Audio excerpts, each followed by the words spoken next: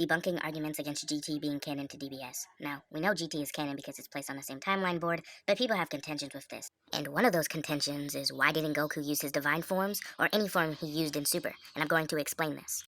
The reason would be because Goku capped at Super Saiyan 3 and he couldn't maintain its power. You can try to argue that Goku's just referring to the stamina drain and that the Super Saiyan God forms have way less stamina drain than Super Saiyan 3, so there shouldn't be a problem for him to use them. But this argument doesn't work because Goku's referring to the power contextually and his small body, and Super Saiyan 3 multiplies his power infinitely, but he can't handle that power boost. So it isn't because of the stamina drain, it's because of his child body and its limitations.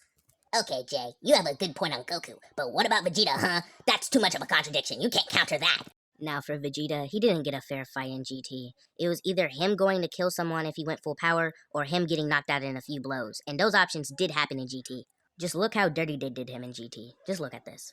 Now, you might be asking for Gohan and Piccolo, and here's my answer to that. So basically, Gohan didn't train in GT. You can use the excuse of the perfect files, but that's contradicted by a person that actually worked on GT.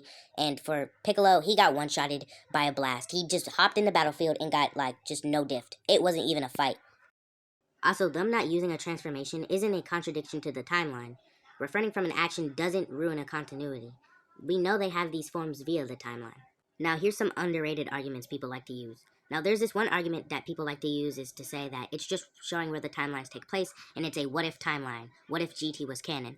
But the problem with this argument is that the timeline is only referenced to them in continuity. It's a singular timeline. It says timeline, not timelines. There's a difference. Another argument people will use is why didn't Beerus and Whis show up in GT, or any character in Super like Broly. But this is already touched on in Xenoverse. Goku hasn't seen Beerus in a long time, he says it's been a while. If you select baseline GT Goku and Beerus, they have this dialogue. And Broly, he would still be on Vampa. I don't even know why this is even an argument. Also, back on the Goku and Vegeta thing, they have Super Saiyan 4, which is the ultimate transformation, so that's why they didn't use the God forms against Omega. They already had Super Saiyan 4. And yes, Cooler is canon. Him showing up in GT doesn't make it non-canon.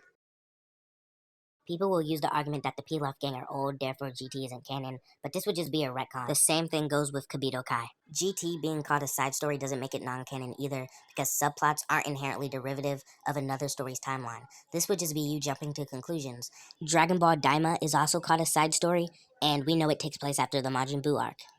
Another argument against GT being canon is that the timeline board is only referenced to Battle of Gods. This isn't the case, because the timeline board refers to DBS, and it's even showing the logo. The timeline board is also very reliable because it's licensed. And before you freak out in the comment section for me using Xenoverse, Xenoverse and Kakarot are actually connected. And Dragon Ball Kakarot has so many statements of it being referenced to the main timeline and it being canon.